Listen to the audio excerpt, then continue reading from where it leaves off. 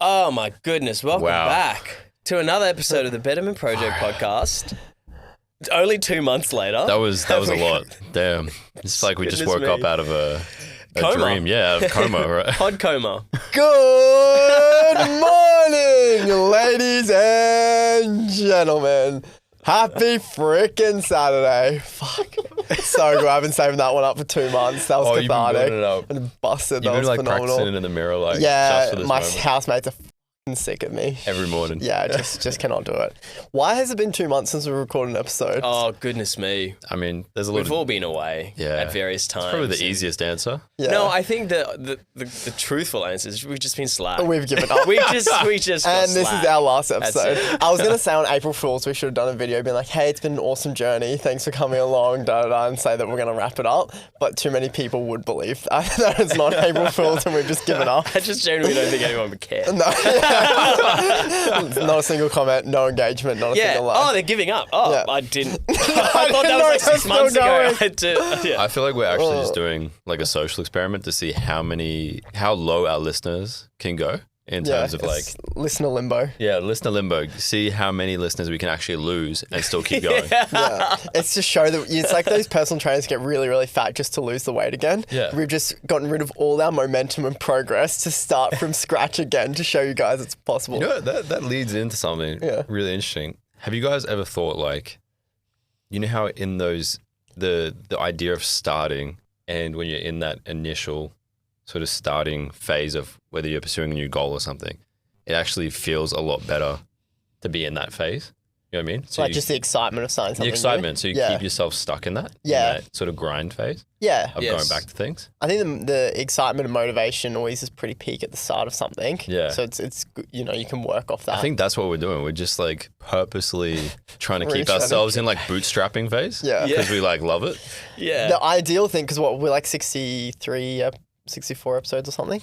Yeah, two Around that? years of our life. Yeah. Yeah, around that. We should have hit the 50 mark, reset, made it look like a strategic pause before we got back into it. But alas, we're here. It's strategic. to set up us. for another 50 episodes. That's got a heart palpitation when you said that. Oh, Jesus talking about heart Christ. palpitations, when you were away in Bali, Yeah. I don't know why. I don't know what possessed me, but Oh, no. I contacted Cam and I said, you know what? Let's do something you want to do this morning. That's not how you frame it, though. In my mind, that's how I was approaching it. So you give your perspective, that'll give my perspective. Okay, I went, So he came to a I'll belief do class. a believe class with you, Yeah. which for those who don't know, believe is what, Cam? It's the #1 gym in Cairns. They just got voted that on Monday. So Oh, shout out flex. Believe. And they're Cairns known Post. for doing what? High intensity workouts. Yeah. Which is when you say that, you go, that sounds like up Ben's alley, right? Yeah. Yeah. Negative. Yeah. Big negative on that one. So I did it. And so I didn't know what to I'm so expect. proud of you, though. Yeah, I really appreciate that. Yeah. I didn't know what to expect. Yeah. Right? So it was a Saturday morning. So I've only just started taking pre-workout in the last maybe 2-3 weeks. So I thought, you know what? Like everyone seems, of all those reels that I watch, everyone's like high on life. And I'm like, oh, that ain't me. So I thought, I'll take some pre-workout, Yeah. get amped up. Turns out I didn't need to take any pre-workout because my heart was Adrenaline is a beating wonderful out of my drug. chest Yeah. because you don't stop for about 40 minutes. And it's been a long time since I've ever done anything close to that. Yeah. And then whilst after that, so my heart's beating out of my chest, got through it barely. We go, you know what? Time for a coffee. So we get coffees. I'm on pre-workout and I'm on just surging Oh with my natural God. adrenaline. Oh my God. This wraps up at about 9:30. It's not till about 3:30 that my heart actually goes back Calms to a down. normal rhythm Yeah. because I was freaking I out. thought you were about to say you're like up for like 5 days. Like Yeah, no, I was like, I don't feel good because my heart is bouncing all over the place, and it wasn't for a good 6 hours that it actually went back to normal. So I don't know actually when tried to kill you. I don't know when the next time I'm going to do it. Legal attempted murder. Yeah. It was like you put it into the test. So It was wild. my perspective. Okay, your perspective. Oh, yeah, yeah. we go. So he hits me up in like 2 weeks ago. And he's like, "Hey mate, I want to start taking pre-workout." And I was like, "Yeah, cool." He's like, "I really want to step my training up. I really want to fucking hook in." And I was like, "Yeah, respect. Here's some options. This is what I recommend. Don't go too high. Don't go too low. Make sure it has this. Make sure it doesn't have that." And then like 2 weeks after that, while you were gone, he's like, "Oh mate, I want to come to BLVE." I was like, "Fuck, he's really taking his training up. Like he's just gone straight from like regular gym sessions to like a high intensity workout." Thing is, the Saturday classes are fucked. Like they're really, really So you intense. stitched him up. Yeah, well, he wanted to come I on Saturdays. stitched myself Yeah, up. he chose. This is not Cam's fault at all. This is all me. On Saturdays is when we normally do like our high rocks training. Yeah. So for those that don't know, high rocks is fucking all over Instagram at the moment. So you basically do like a certain amount of reps and then you go for a run, and then you do a certain amount of reps and then you go for a run, and then, so it's basically like 30 burpees and then go run a kilometer, then come back. 500 meters on the rower, go for a run. Yeah. So it was like probably one of the hardest workouts we've done. I was in like struggling. I like train there like 6 days a week. Anyway, so I'm like the whole time I'm pushing down. I'm like, keep going, mate. Dig deep, like that real kind of like let's carry the boats. Let's fucking get it done. Meanwhile, he's running, holding his chest. And I'm like, yeah, fucking. I was like hitting the chest. I was like, you got that dog in you, like. That dog He in was me. like, no, I need to restart it. Like,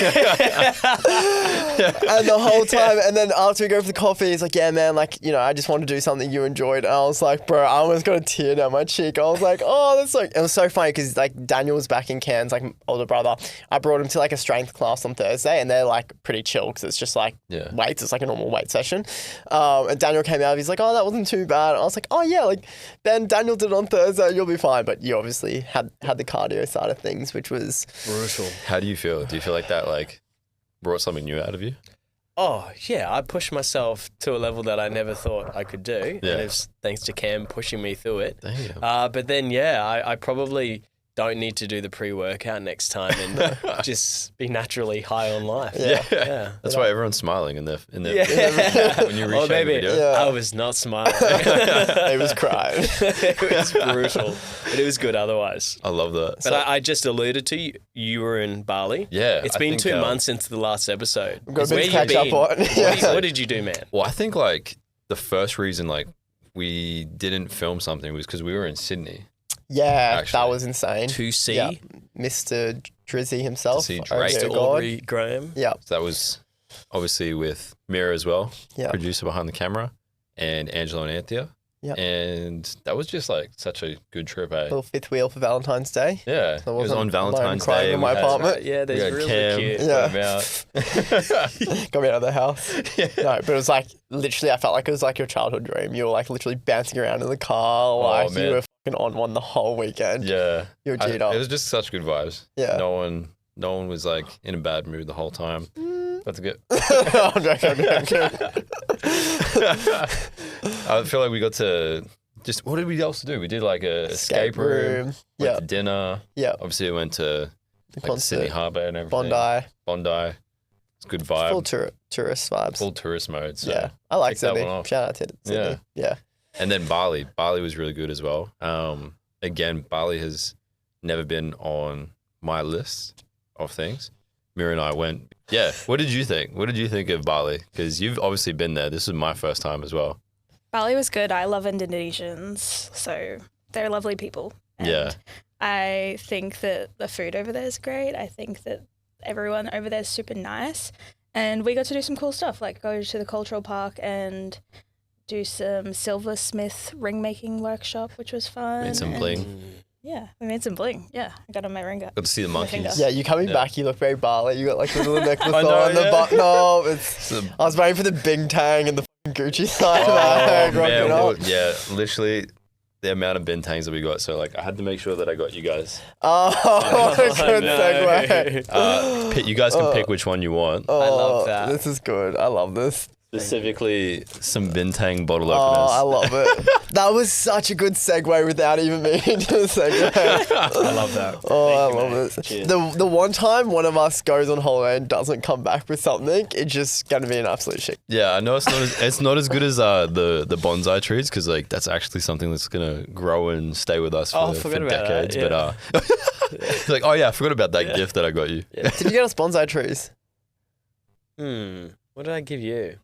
Oh, No, I gave you the mug. I gave you the tea, the traditional Japanese that's right. tea. That thing. is, yeah. I've been sipping my my herbal tea each night before bed out of that bad boy. So shout out, and not putting it in the dishwasher. It was such a good trip though. Like in terms of just, I don't know. Bali has never been on my list of places to go because I've always just assumed it was like drinking culture. You know what I mean? Yeah. You see all the videos growing up of like Aussies over there. Yeah. And I was like, that's not sort of my vibe that I'm sort of into. But it was good. Like we didn't do any of that sort of stuff. We just did a lot of traditional cultural stuff, food, relaxing, obviously ton of work as well, like working from over there.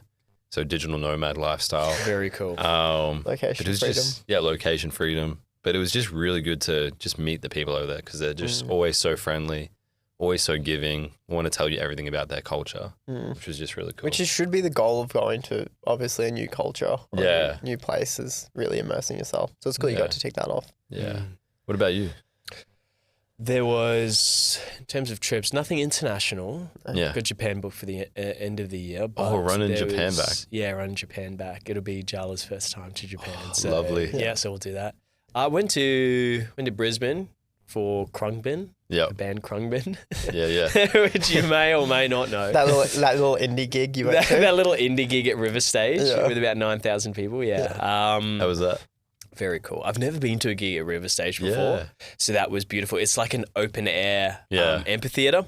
And if you know Khruangbin's music, you'll know that So is to the three perfect. people listening to this that have heard a Khruangbin song, shout out you. Mira knows Khruangbin. So there's two in the room, there's two. and Okay, shout out It's Cassia. 50% of the room. That's 50% of the room. I like that. Actually, Hey. no, 75. Sorry, I don't know 75. them. Only because Damo put me on Oh, good. like years ago. So Oh, excellent. So Khruangbin and most recently just went to a little Melbourne thing for work conference. We did this, which was really interesting. It was a full day workshop hosted by a facilitator from NIDA, which is the National Institute for Dramatic Arts. Yep. So it's like the acting school down in Melbourne. And it's a workshop to teach people how to speak better, how to present better in front of a crowd. If you're trying to get a point across, it's speaking with influence pretty much, but it's That's awesome. utilizing the techniques of actors, you know, vocal warm-ups, breath work, all these things, becoming engaging with your eyes and your body language and everything like that. I thought, I thought it was fantastic. It taught me so. I came back and went, you know what, I either speak too quickly in meetings, I'm trying to get a point across, I'm trying to sell something, but you got to realize that you got to just pull back sometimes. And what was quite stark and confronting is the importance of just letting there be silence in a meeting, and the pauses and just sitting in that quietness, giving time for people to think of the next, because the immediate thing you want to do is you want to jump in and you want to fill the silence, because Everyone's just waiting for their turn to speak. That's right. It's too awkward otherwise if there's silence in a meeting. But the power of that is quite amazing when you can harness it. So do you that feel was like a you're really cool already workshop implementing it, like for client meetings? Yeah, it's already leveled. Yeah, you up. absolutely. Yeah. So we started at the start of the day. We all got up and did a little like presentation, so to speak, and you just saw the progression through the day from that first one to the end one, and we all had to do it in this group that I was in. Everyone just 10x themselves over the course of a day. The eye contact, the pauses, the confidence to say things. It was really, really cool to witness. So yeah, shout out to NIDA and their full day workshop. I think it's like a corporate type thing, but it's very fair. It was really beneficial. Yeah. And it's exciting to see that growth in yourself, even just over like a conference day or something. Yeah, absolutely. Because conferences can be bland. Conferences, same speakers, but this is a niche little study group that we're a part of. Very fortunate to be part of it, and they really thought outside the box on that one. Instead of just getting someone in to speak to us about financial planning, it was, can we actually think outside the box as to how to make you better advisors? How do we add value to You know, you know what I've seen a lot more lately is these conferences and things like that paying the money to get not influential people. So we've got like a real estate one coming up, and they've got Ned Brockman. Oh, yeah. And Simone Biles. So like two people that they're obviously not real estate agents, but they're very proficient in what they've achieved. And just to be able to share that and see how, as the listener, you can translate that and take that into your own profession and, you know, make that achievable. So I think they would be pretty interesting. Yeah. My little nugget of gold that I had this morning. So I had BLVE session this morning. Shout out that, circle back around to that. And we had to do, it was like groups of 4 and we had to do like 8 exercises and had to tick off a certain amount of like reps. So we had to do like 8 sets of 30 burpees, 8 1 kilometer runs, and we all kind of just worked together to kind of chip it off. And we had 40 minutes to do it. And as like the last 20 seconds clicking down, I've got like 30 burpees left. So I'm just clicking away doing them and the timer stops and I still have my 10 burpees left. Yeah. So like everyone's kind of like high-fiving each other, like, all right, all done. And I'm just still going there doing like my burpees because I was like, I'm like the timer's done, but we're not finished. So I'm going to keep going. And it's interesting because everyone kind of like stopped and looked at me and were like, oh, like the timer stopped. Like, why is he still going? And I was speaking to Dad on the phone when I get home and he was like, he said like a lot of people can just be focused on effort in terms of timing, but rather than reps. And I was like, oh, that's really interesting. Like whenever I train, I'm not like, I'm going to the gym for 40 minutes. I'm like, I have these 8 things to do. If it takes me 20 minutes or it takes me an hour and a half, I'm not leaving until I get it done. And then it's interesting. I've been really focused on that for gym, but then as far as my career, like being obviously ambitious and really motivated and having that end goal of being like my own standalone agent and working on that, I've been so focused on like, okay, in 6 months, I'm going to do this, or in 8 months, I'm going to do this, instead of being like, oh, hey, let's break this down and kind of focus on the reps. And once I feel confident that I can do this really well, this really well, this really well, then I'll have that feeling of kind of completion. I had just a nice little light bulb moment where I was like, it's not necessarily always like, I think we can get really focused on like, oh, I'm going to do this in this amount of time, or this is going to take me this long to get done. But kind of breaking it back down and being like, okay, when I'm really confident in I can do this job, or I've gotten this reps done, or I have achieved this at that kind of end goal, that's when I'll feel comfortable moving on to something new. So I thought that was a nice little... How would you translate that to your work then? So instead of being like, okay, I've been there for 8 months, in, you know, another 4 months, I want to go out and do this or achieve this. When I know that I can like send a contract out without any errors, when I know that, you know, all my paperwork's awesome. I know how marketing works. I know the buyer side of things. I know the seller side of management. When I can do all those little individual tasks really, really well and build up a super strong base, whether that takes me 4 months or whether it takes me 6 months, knowing that that's the finish line rather than being like, okay, I've been in this industry for 12 months. I should be out on my own, doing my own thing.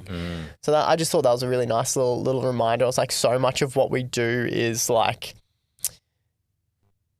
accomplishment based or goal driven, looking at things as I'm going to break it down into those micro tasks instead of just saying, oh, at X amount of time, whatever I've achieved, when I get there, I'm going to kind of move forward. Like the reps. Yeah. So just breaking things down, just focusing on the reps. Yeah. The reps of life. Good perspective. Yeah. Yeah. Yeah. So like instead of, and again, it translates into the podcast or so many other things that we can look at achieving, instead of being like, oh, you know, when we've got bloody, 1,000 views per episode, or when we've done it for 12 months, then we'll review. But instead of being like, all right, we are going to do 1 episode every 2 weeks, we're going to make sure we get 3 reels, and just breaking down into those kind of smaller tasks, that's when we know that, you know, we're hitting everything and achieving what we need to do. I'm so glad we changed our goals to let's do an episode every 2 months. I'm so glad we agreed on that from the start, and that is why we're here. We'll see you in June. Let's bring the bar lower. I think that's the real thing that's come out of this. Yeah. Don't strive higher, bring the bar lower. Yeah. If you take anything out of today, that's the goal. And it might not be more value in each episode, but... Saturation. Yeah. We're going to be everywhere. We did it. Yeah. And reminder, how far are we through the year? What are we, 5 months? We're like quarter away. Refocusing on your goals. So I think everyone's, smashes out January, they look at their goals. Yeah, like for the year. How are you guys going with your goals and stuff? Like, when we spoke at the start of the year. Last time we did an episode. Yeah, basically. I feel like, did you guys say you didn't set goals this year? I did. I changed it up. Oh, okay, yeah. I ended up saying them as well too. Did you say goals? Yeah. Oh, yeah. Put them in the back of my journal. Yeah. So it's funny. Each week when I'm doing my journaling, I'm revisiting them because it's so easy to just set and forget. I'm just going like, wow, that's really interesting. At the beginning of the year, this was a really big focus for me. And now it's just interesting how things change. That's why I kept mine rather loose. Like I said, like I wanted to achieve a physical challenge because I didn't know whether I was going to do a half marathon or high rocks. So I was like, I'll just put it out there and just see kind of, which one we end up with. But yeah, still achieving. Did you set goals? I did. Yeah. Like going back through them each week, I found it really interesting because I compared them to the type of goals that I was setting at in like 2018. Or 2017. Interesting. And it was so different in terms of like what I thought is actually important, I guess. Because now in terms of how I'm setting it, it actually seems a lot clearer in terms of like there's less goals. Whereas back then I was setting things like read 52 books in the year and then have X amount of money in my bank or something. Yeah. And now it's more, I guess, Values aligned. And also like more action oriented, I feel. Like this is what I want to do each week. Instead of just target based. Yeah, target based, Yeah. Which is obviously like important as well to some respect. Like you have to have a target to work towards. But more of that is like just change in terms of like action based towards like this is a long-term thing that I'm trying to build and just stay consistent at. Yeah. Rather than like, I don't know, some metric of like, hey, I want to read 52 books in a year and tick that off. It's like something that's actually valuable. Like, what have I actually understood? Yeah, I was going to say, year? but it goes back to like, why did you want to read 52 books throughout the year? What was the goal behind doing that? And then when you look, okay, I want to be better conversationalist or I want to be more educated on this certain topic, that's when you know what you're looking to try and achieve. Yeah, 100%. So how'd they change? Well, I think like even back then, the thought process behind the books thing, for example, was that reading 52 books would make me smarter at a range of topics and improve myself. Yeah. Whereas now, like, I know that just reading 52 books doesn't necessarily translate over to knowing everything in those 52 books. It's 100%. More about going deeper into each of those. Yeah. But even that, like, something like that isn't even on my goals for this year of, like, read X amount of books. Like, the main ones were, like, having really good relationships, obviously with Mira, with you guys, with family and stuff. Still like a revenue-based one for my business, but it was less about like having to have X amount of money in my bank account. It was more about like trying to build the business in both a revenue target of what I want to get to, but also the way that I want the business to be set up. Yeah. And then I think the third was like trying to keep balance around the activities that I want to do. So rather than say trying to, I don't know, 5 gym sessions a week or something. That sort of thing. Instead of just like trying to get to say an X amount of body weight or something. It was more about like how can I be more consistent around those activities. Yeah, that's and awesome. Actually make it, because it's like, I think we've talked about it on other episodes. The infinite game sort of theory of like this is something that is going to continue. It's not just me trying to hit this for the year. It's like something that becomes a practice. You're building the foundation of who you actually are as a human being, as opposed to a guy that just has the trophies to show off, but you haven't actually learned anything. Exactly, I had a very similar goal setting epiphany moment, I suppose, at the start of this year where, goals were previously very tangible. Yeah. But one of my goals in particular, which is hang out with my brother more, because, I'd really slacked off. We'd both slacked off. Yeah. I'm dragging Tom down with me, which is really disappointing because we live next door to each other. Anyways. It literally could not get any easier. Yeah, it just breaks my mum's heart.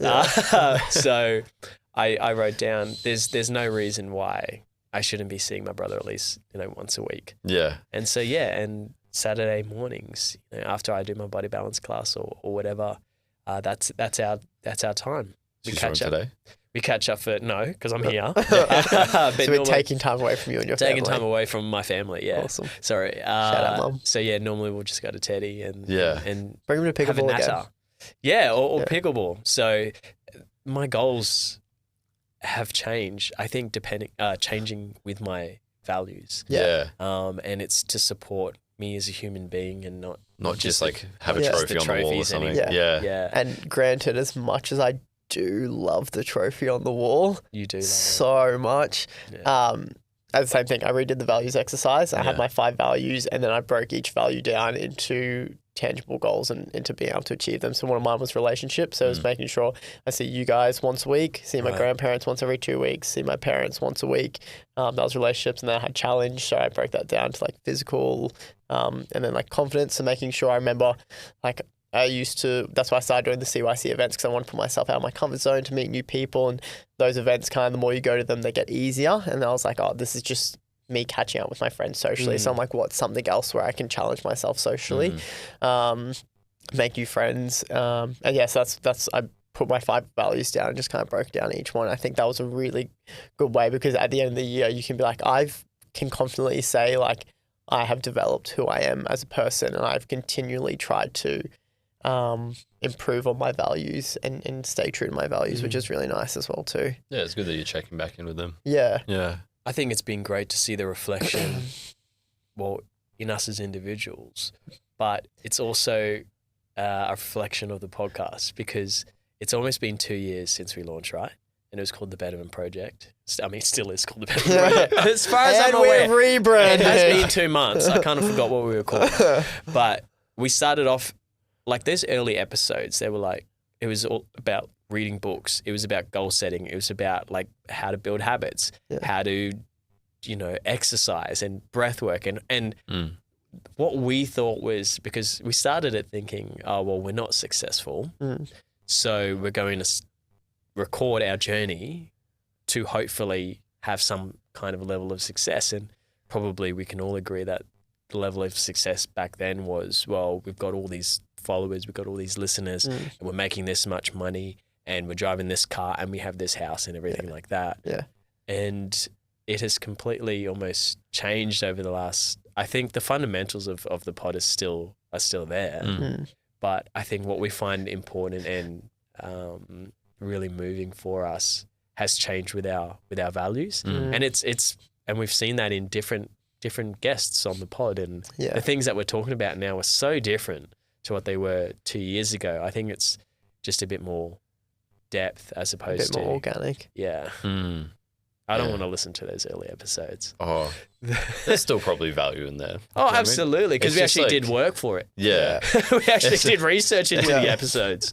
Yeah. Like the lessons from those have obviously shaped who we are now. Yeah, But absolutely. I definitely agree in terms of like, it's less about potentially feeling like we have to achieve all these things to feel like we're successful, and more about like actually just feeling good about what we're doing through the podcast and how we're growing. That's more of the real success, I guess, that we're figuring out. Do you think we would have got to this point that we are now without the pod?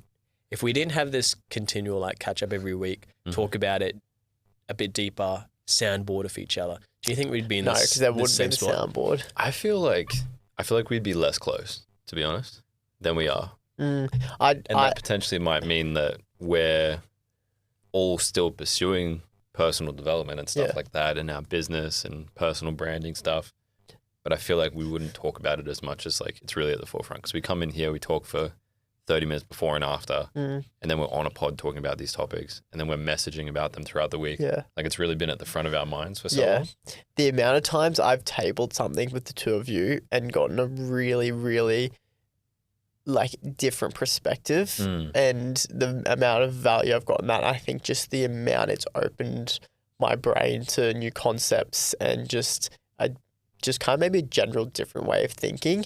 I don't think I would be able to achieve either by myself or in a conversational environment where we wouldn't be able to delve as deep. You know what I mean? Like if we locked in like those afternoons, let's go for scoons and stuff like that, you're not achieving this level of depth in conversation at a pub. You know what I mean? Like this is where we really like kind of lock in and just open ourselves up to new concepts and discussing things. So short answer, no, I don't believe so. What about Cool. you? I like that. Yeah. No, I agree. Yeah. When Grateful. when do guys put time aside every single week to just sit and have a chat. There's no beers here. We're not playing pickleball. There's no, we're not at the gym. Yeah.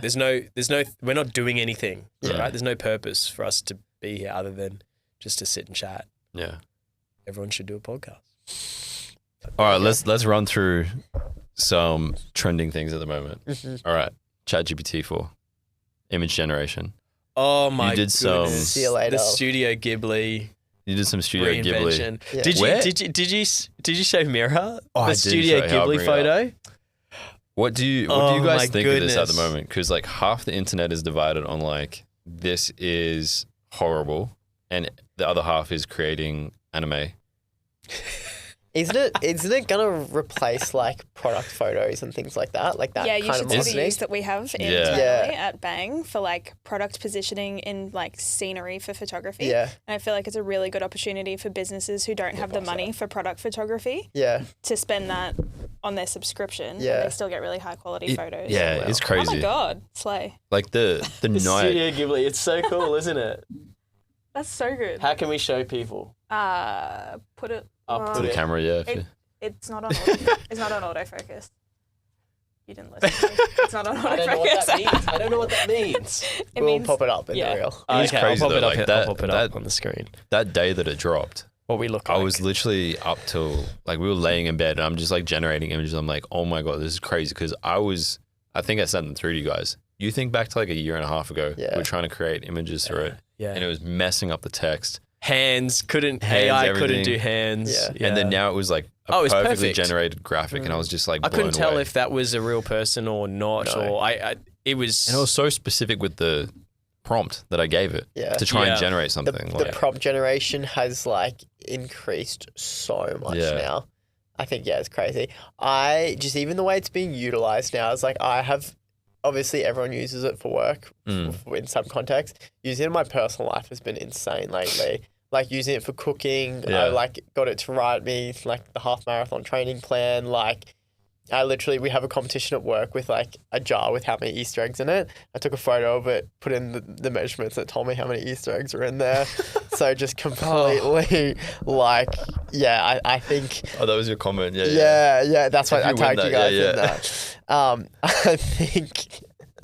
I think that just the more you kind of open your mind into how you can utilize it, not just, hey, rewrite this email or write this policy or do this backdrop with this photo.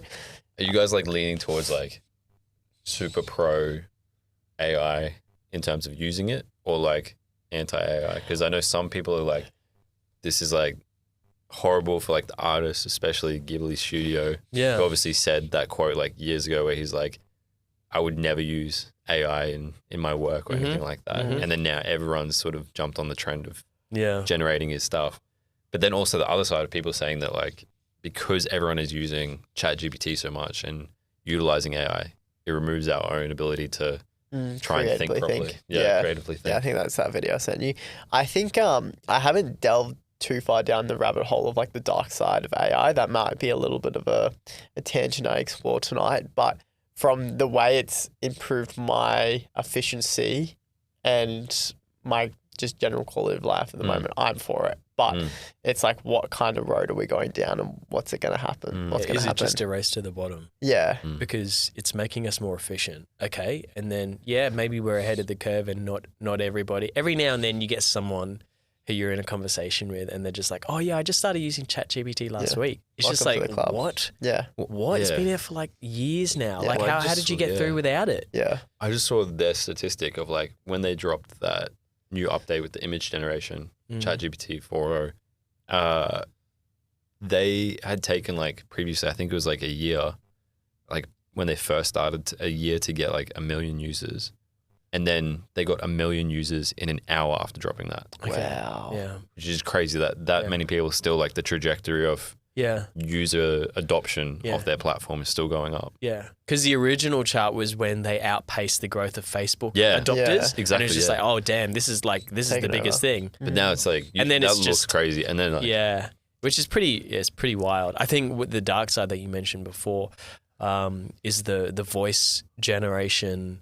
Like we could upload all our pods and then say, all right, create 50 new Betterment Pod episodes that we never have to do, but there's enough of our language. This episode and is brought to you by voice. ChatGPT. We're not here in person. Yeah, this hasn't happened. Literally, like we could automate that already to just do that. Yeah, which we is can. crazy. You can automate it based on that, which is pretty cooked. Yeah. The way we're using it at work is a lot of just at the moment it's Administrative. file noting, administrative. You know, you put the phone on the table, it records it, it transcribes it, but then it turns it into a full-blown compliant file note for my industry, which is if I have 5-6 meetings a week, that saves me 5-6 hours.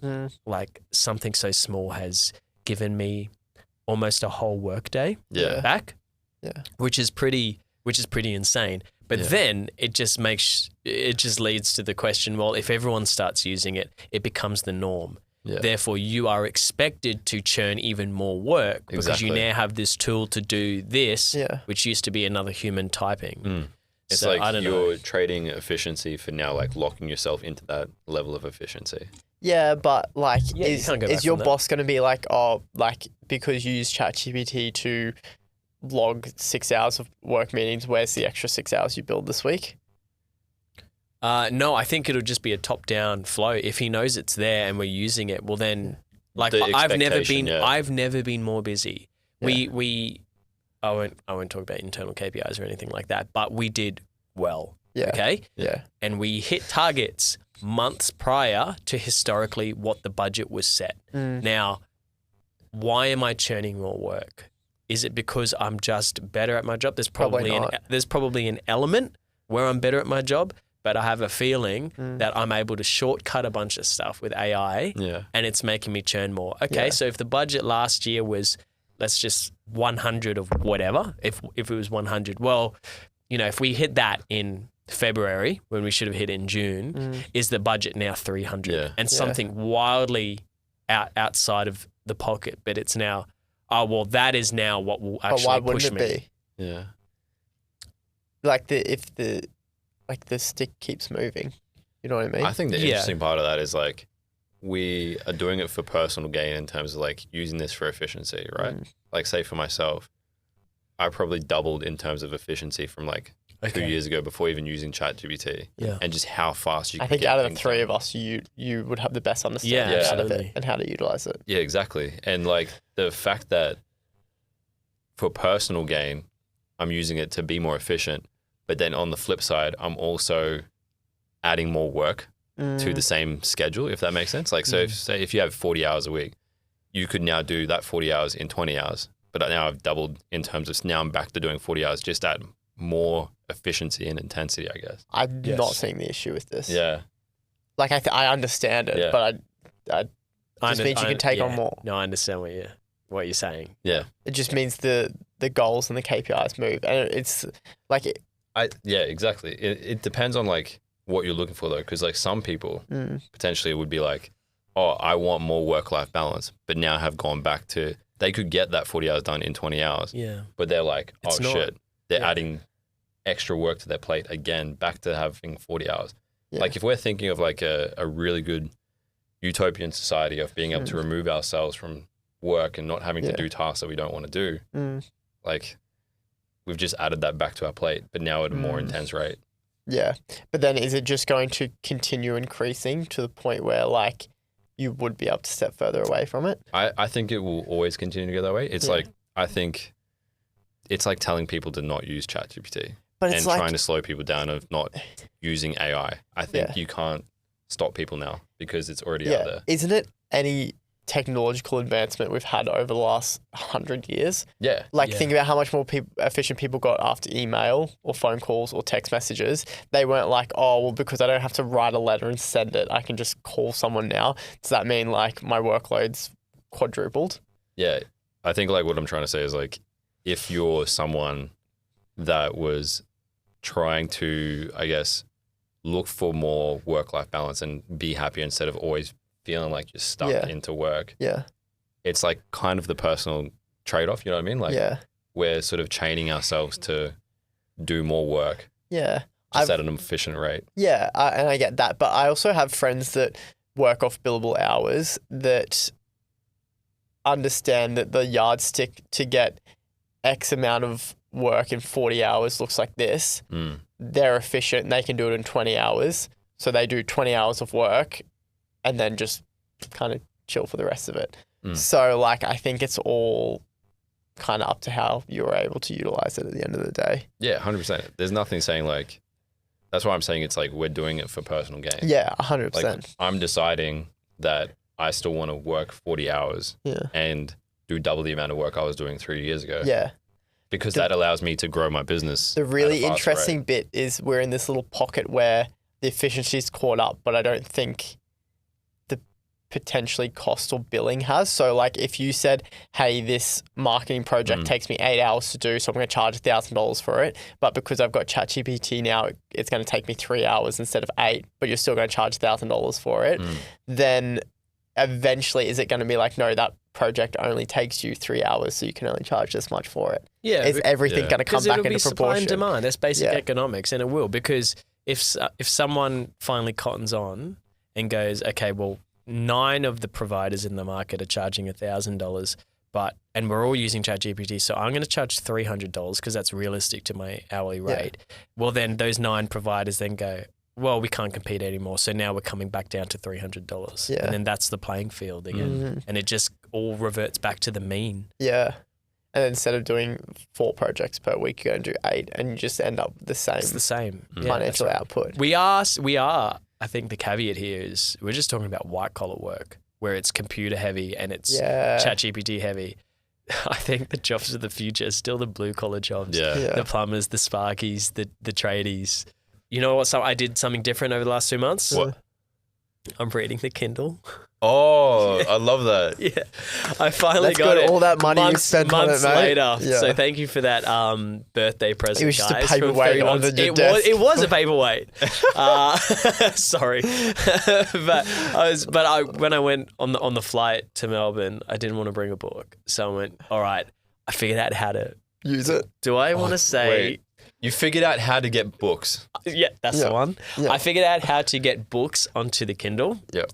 I didn't really know what to expect. Man, I smashed it. Yeah. Really? Absolutely. It is addictive just clicking that screen and the page flip. I was engaged way more than if I was reading a normal book. You're like 52 my life books has changed. in a year? Oh, my life has changed. 52 books in a week. I don't know why I was putting it off. But I thought I was a diehard physical book guy, but he's been converted. I've absolutely been converted. Patty dad. Yeah. I was reading one the other day, and he can flick the text to like the dyslexic text. It's like, oh my God, this is so much easier to read. Was I looking at that with you? Yeah, on the plane, we're looking at it. I read like 3 pages. And I was like, wow, it sells my attention span. I was like, oh, nice. I'm most likely dyslexic. Yeah, what do you mean dyslexic? We were on the flight down to Sydney, and I had my Kindle, and basically in the settings, you can obviously change the language that the Kindle appears in. But then there's a setting where it changes the text for dyslexic reading, and it made it easier for Cam to read it. To be able it to just read like changes like some of the change? letters and some of the fonts and things like that, so it's easier to be read. Like a word has less letters in it? No, it has like like the meme how it has like the SpongeBob meme how it has like big R, little R, L. Yeah. It's kind of like that, and some letters are bolder and things like that, and some letters that when you're dyslexic like kind of mold together, or you can't tell the difference, or you swap them around, it kind of changes the fonts and the bolds of letters, so you can read it easier. I was like, damn, they actually I thought that was really like, cool, and that's also for inclusivity. Yeah. Like, I don't think I'm dyslexic, but this could be the turning point. Well, yeah, that was the thing. So, like, obviously, I have glasses now. I never knew that I needed glasses. Oh, do you? Yeah, I have glasses. I haven't seen you with glasses. No, because I don't like wearing them. Yeah. No, wear the glasses. I want to see So between like having reading glasses and reading that text, it's like I actually don't hate reading. I just I couldn't see letters. I couldn't see or read them. So guys, don't you hate it when everything's blurry and you don't understand the story? I'm like, these fucking books, just put it in a movie. Dyslexic and blind. We got Helen Keller over here. But I'm still achieving my goals. I love that. Man, it's so good to be back with you guys. After 2 love months. it. So. I know. Cool, let's wrap it up. I'm done. Amazing. Thank you guys. Thank you to everyone that's listening. If you're still there, Yeah. And we'll see you in 2 months. See you Christmas. Merry Christmas. Adios.